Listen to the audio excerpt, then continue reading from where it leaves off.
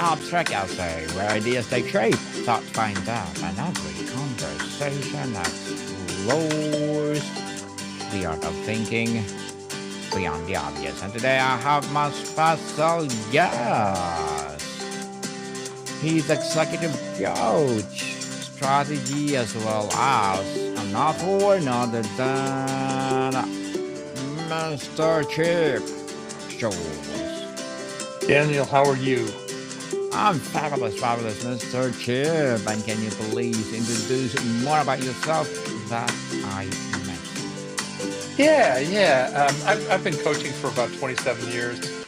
I've had a front row seat to human development for that time. I've worked with probably more than 1,000 people, either coaching or in classes, and it's given me a unique perspective. Yes, a unique perspective indeed. And thank you so much for sharing your knowledge and wisdom to the world, Mr. Chip. Thank you, Thank you. thank you, thank you. And today let's talk about your two book, which is Small Small Decisions, small Big decisions, big Shift. shifts. Right. Yes. And every Yep. dog has its day. Okay, it's coming this fall 2020. It's already Well, published, right? actually, I need to update the website. It's March of 2026. Um, Okay. yeah, because we this small decisions didn't get out until October of this year, so we had to move it back a little bit. But yeah, I'll take the second one first. Um, Every Dog Has Its Day was the book that I wanted to write. Small Decisions, Big Shifts is the book that I had to write. And the reason I say that is, the small decisions, big shifts is the culmination of 27 years of coaching. It's 27 years of working with people. It goes into the 5 C's and talks about how context, clarity, conditioning, choice, and character can change your life. And I even talk about it in the book that it changed my life. I had a stroke in 2012 and had to come back from that. I think I've come back from it okay. I think I look okay, but Yes, you are. oh, thank you. Um, but it was the 5 C's that got me through and helped me improve and be the way I am today. So I had to write that book, just for my own mental peace of mind. Every Dog Has Its Day has its genesis in a statement that I've had for a long time, a thing in my head, which says that everybody's going to die, and so for all the high and mighty people that are high and mighty today, they're all going to die. And so some people have their 15 minutes of fame, and some people have their 15 minutes that last 15 years, but we all have that moment, and we all are going to die. There's a great phrase, memento mori, which is remember your death. It's Marcus Aurelius was the one who originally said that, and it's a way of keeping you humble. It's a way of keeping you grounded. It's a way of reminding you that hey, do as much as you can on this earth, and someday you won't be here to talk about it. So, and I didn't write it to be depressing. I wrote it more of a way to look at how positive we can look at the whole transition. Mr. Chip, the title Small Decisions, Big Shifts suggests a powerful paradox. Can you share a story from your own life where a seemingly trivial choices you made created a ripple effect you never could have anticipated? Well, the life's full of it. I mean, it's funny because I talk about curveballs in the book, and everybody has thrown curveballs, and it's how you react to the curveballs. And the biggest small decision and big shift was I got laid off from a job in May of '98. We were living in Los Angeles at the time, And I remember I called home and said, "Hey, I got the package." And my wife said, "Well, what do you want to do?" And I said, "I don't know, but I don't want to do it here." And it's a real small decision, but it's a big shift because we packed up, moved to North Carolina. I started a business, my wife started a business, and 27 years later, we're still here. And it has ripple effects. We have ripple effects no matter where or what happens to us. So that's just one small decision that led to a big shift. But we make those small decisions every day. We make those small decisions in the way that we talk to people, and whether we talk to them in a friendly tone or whether we talk to them more clipped. We make those small decisions in our relationships. We make the small decisions in our jobs, in our families, in everything we do. In everything we do. So, Mr. Chip, every dog has its day is a proverb about patience and eventual triumph. How do you reconcile the proactive nature of making small decisions with the patient, sometimes waiting nature of the proverb? Well, that's a great question, by the way. Thank you, Daniel. Um, You're most welcome. the the thing I look at is that a lot of times you don't know what the outcome will be when you make the small decision. Um, in Yes. the book, when I talk about the 5 C's, I talk about how we can bring a little bit more surety. Like I'll give you a great example. The second C is clarity, and clarity is being sure in no uncertain terms what you want. The problem is most people don't have a clue what they want.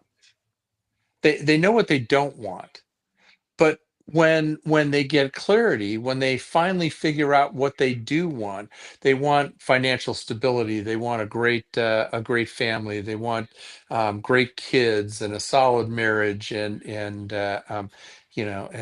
some recognition and things like that. When they finally get clarity around that, that is what leads to those big shifts. And it's a small decision to say, okay, I want this. It's hard for a lot of people. um, it's not incongruent with every dog has its day, because you can make those small decisions no matter where you are in life's journey. And whether you're closer to the end or you're closer to the beginning, it doesn't matter. Yes. So, Mr. Chip, many personal development books focus on the big leap. Why did you choose to build your philosophy around the almost invisible daily micro choices instead? Yeah, isn't that wild? The thing is, I've read all kinds of manifestos and all kinds of books that talk about big leaps and things like that. I think they're great books, and there's nothing wrong with them. But it's hard to get your head around that big leap, that big thing that you have to do. It's hard to break it down to the steps. And the fourth C, which is choice, which talks about filling out a waypoint and planning out your actions, planning out your behaviors, planning out what you want to do to get to where you want to go. Um, it brings it down to, and I don't want to say baby steps, but it brings it down to the small daily actions that lead to those big leaps. And imagining you have a big leap coming, yeah, that's great. But how do you get from point A to point B, or how do you get from point A to point Z without going through all the rest of the numbers or all the rest of the letters? Yes, and that was interesting indeed, Mr. Chip. What was the most common small decision that people chronically undervalue or get wrong, which holds them back from their eventual day?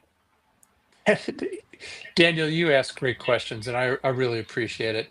Um, the smaller decisions, it can be what you want to wear. You know, I've Yes. seen executives get derailed by their wear, by their clothes, and so the small decision of what you wear. You know, do you want to dress like, do you want to dress like an executive, or do you want to dress like somebody who is out on a job site? And there's a difference. And if you want to be someone who's sitting in an executive chair, you've got to dress that way. So that's a really small decision that happens every day. Every day when you get up and you look into your closet and you decide what you're going to wear. Um, so small decisions. What to eat. Do you have that second English muffin, or do you have that pastry, or are you eating something else that perhaps is more healthy? So we make those small decisions every day, and every way we do it.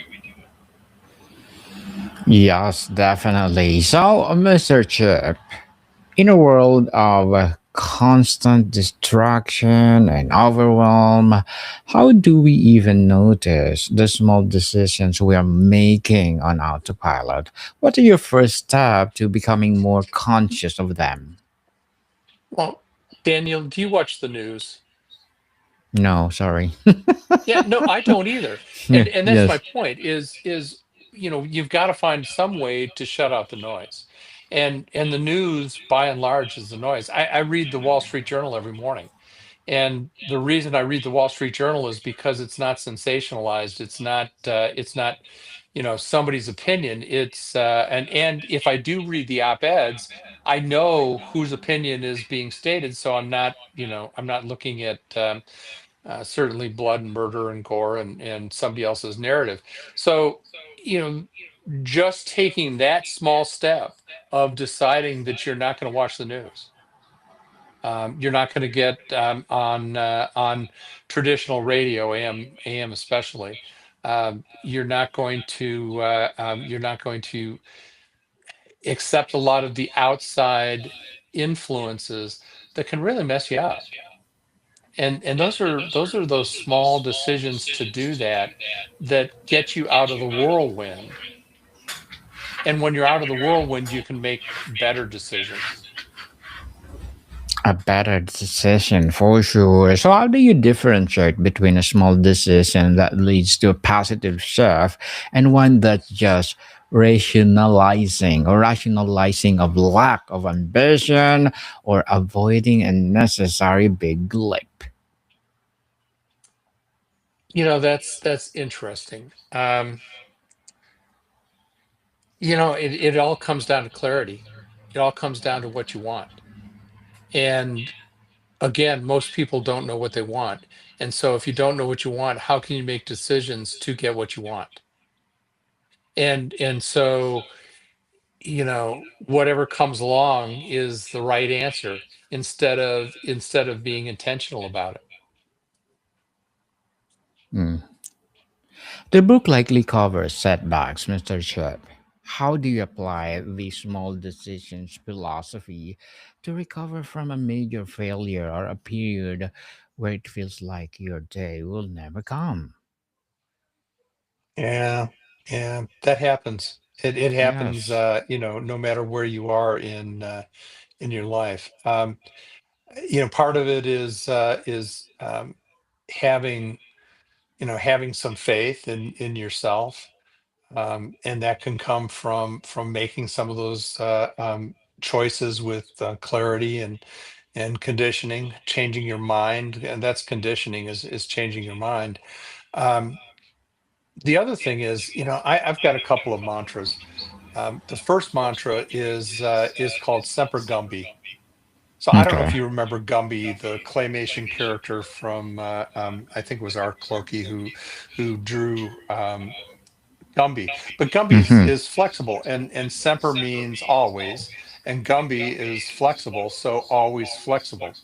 So if you are so burrowed in on outcome, on a method, on a way of doing things, that you can't get yourself flexible, if you can't take yourself and be Gumby, then you're going to get twisted around the axle of doing that. Whereas if you say some Gumby and look, it's like whatever outcome, it's the way that it happens.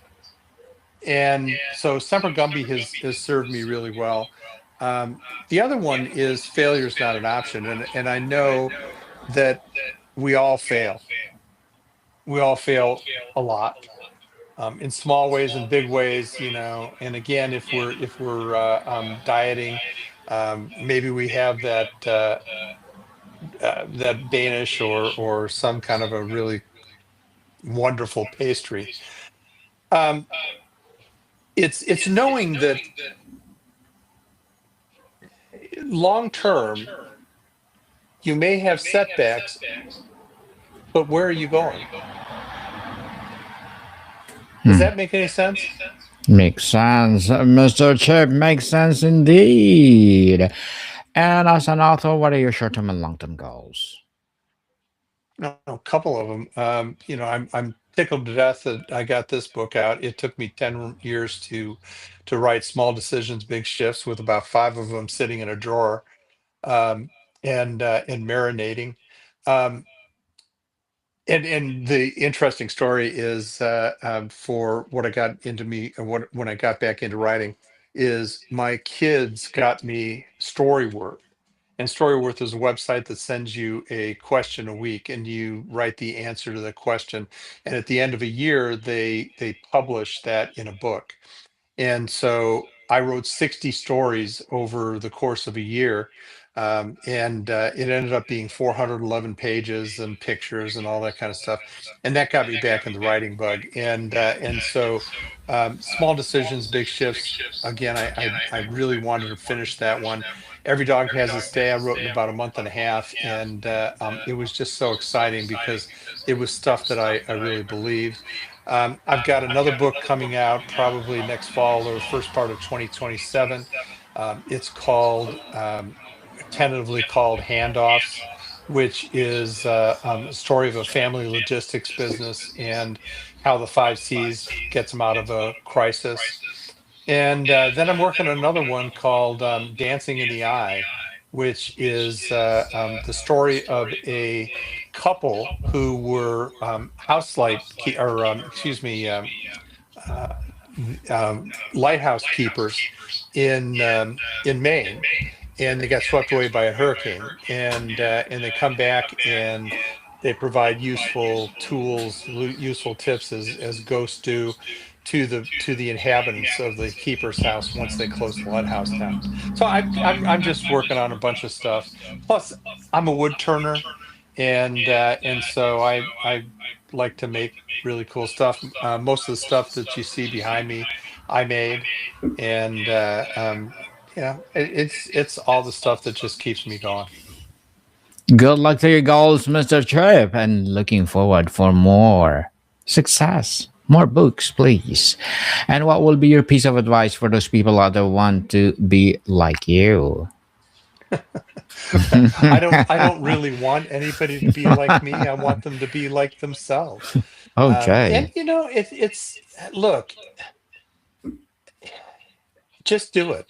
And I know that that sounds so trite, but it's just do it, and you'll find a way. I was listening to a podcast today, and I was listening to an actor who is a well-known actor, and he talked about being 19 and coming from Georgia and dirt poor, and how he found success. Um, did was he any different than half a dozen people that were born dirt poor in Georgia? Well, yeah, he just did it. He made it Yeah. happen. And so that's the really important part. Really important thing. Yes, definitely. And thank you for that advice, Mr. Chip. And can you please recommend a book or books that influence your journey? Oh my goodness. Well, before the stroke, I was reading 2 books a week, and after it took a while to get back to reading. I really like The Four Agreements by Don Miguel Ruiz. That's a formative book and really good. Um, there's a book called Leadership and Self-Deception by the Arbinger Group, which is incredible. They wrote 3 books, which are the Leadership and Self-Deception, The Anatomy of Peace, and then The Outward Mindset. And all of them are incredibly good and incredibly formative, things that I use in my work quite a bit. Um, I'll tell you the one really cool thing. You've got my web page up. If you click on What's Chip Reading, I Mm-hmm. don't know if you have the opportunity, Yes. but go over and click What's Chip Reading. What chips and Yeah, see written? down, keep down. Books, hit books, Hit books. Okay. and then what's Chip Reading. reading? Okay. Here we go. So, so each one of those books are books that I've read, and I've done a review on them. So, just for grins, um, before you stop scrolling and just click on careful. Careful. Okay. Yeah. So it's got a 2 or 3. Well, this one happens to be 3 paragraphs long, and it's a book review. So you must love books if you have one-on-one book review, and this is a great place. There's about 140 books that I've read that give you the opportunity to see if you like it. And some of the books that I liked, maybe you won't, or some of the books that I really didn't like, other people do, but that. That gives you some idea then. So Yes, people, and Mr. Chip, thank you for those recommended books. There's a lot. Yes, and then they are so interesting. Grit by Angeli Duckworth, and of course Miss Brainy Brown or Mr. Brainy Brown, Dare to Lead. Something good to I love recommend. Annie Duke. Thinking in Bets is really good. I Mm-hmm. love anything by Malcolm Gladwell. Sapiens Sapiens, oh was, my yeah. Have you gosh. read that one? Yes, this is those are the books that I recommend on my first season on Book 101 Review. So, Yeah. So there, Angelia, Darkworth, and Inevitable. They are so powerful books, Mr. Chip, and thank yeah. you for recommended them. For your recommended books. So thank you. So before we wrap up our discussion for today, I'm inviting you to please do listen to my other podcast, people, because my abstract essay is already in fifth season, abstract poetry in second season, and mob book 101 review in fifth season too, comedy 101 third season, and mob food 101 in sixth season too, geography 101, love letters, movie 101 review, music 101 in sixth season, science 101 Sex 101 second season of my baby podcast, Mental Health 101, Law 101, Able versus 101, Entrepreneurship 101, and coming this December also Motivation 101. Please listen to them wherever you listen your podcast. So Mr. Chip, tell us finally the most important small decision we can make in how we treat others that might create a big shift. That's interesting. Um, Wake up every morning and decide to make it a great day. That's the small decision, because you have complete control over how you think. So wake up every morning, smile at the world, and say it's a great day. It's a great day indeed, and count your blessings, people, before you complain. And thank you so much, Mr. Chip, for sharing your knowledge and wisdom to the world and create more books that empower all over the world. So, can you please invite our listeners to support your advocacy, your projects, or anything you want to promote on Abstract Essay? Well, my website is scholzandassociates.com. You've got that up here. And anything that, if you have any questions, please don't hesitate to reach out. Yes, people, reach out to Mr. Chip Scholz, because if you support him, for sure, more and more empowering books like this to come. So, Mr. Chip, thank you so much for your time. Modicon people, see you soon.